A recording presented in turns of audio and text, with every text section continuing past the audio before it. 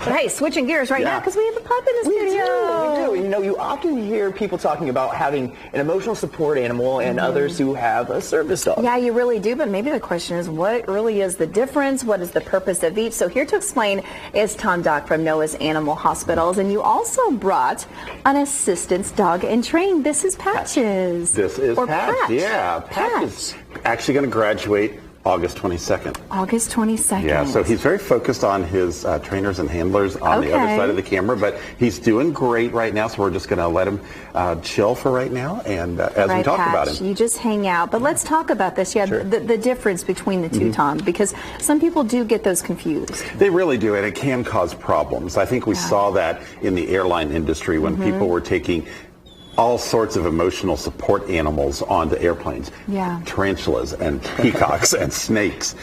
A service or assistance animal is a dog like Patch, okay? They've been trained for a specific task to help someone who has some sort of disability. It may not be a physical disability that you can see.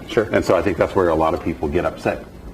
Good dog. And what does that training kind of look like? Oh, so they go through extensive training. Now, I would refer to my friends at Medical Mutt. You can see their website, or even the Indiana Canine Assistance Network. Is this months long, though, or is this like a year program? How long does that take? It takes several, depending on the dog. I would say 18 months at some sort of time. These guys are usually about a year to 2 years old. Patch, you are a shedder, aren't you? Yes, you are. It's and any dog can be an assistant dog. Okay, because you can have a bigger dog. Like I would love to get one of my Mastiffs to do assistance training to help people with mobility.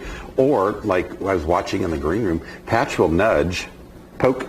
Oh, he's not going to pay attention. He's poke like, there are camera guys over there. If he gets a certain scent, right? And that could let that person know, hey, you need to sit down. You're about to have a seizure. You need to sit down. Your blood sugar's low. Wow. And things like that. So assistance dogs are highly trained.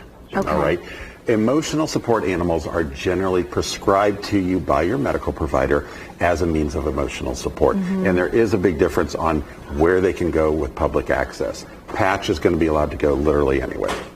Are there certain qualifications that deem an animal, I don't want to say worthy, but can any pet/animal be an emotional support? With the right training? Well, I mean, there is no training involved with emotional support. I was going to say with emotional support, that's it's just simply, anything, hey, this animal makes me feel better. Makes me feel better. And that's why you got the snakes and the spiders and cats and dogs. Right. Assistant animals are generally dogs. I think miniature horses are allowed in some cases, but when we start looking at emotional support, no, there's no training involved with that. It's just, hey, I feel more comfortable, I'm more at ease when I have my pet with me. Like a support system there. But a service dog obviously trained to help people, though, and these really vulnerable, perhaps even medical moments as well, that I'm sure have helped a lot of people. It really has, and that's why we're observing International Assistance Dog Week this week. We got to let everybody know about I'm betting it's into the hundreds of thousands of animals, of dogs, that have helped people over the years. You know, we don't really know the true history.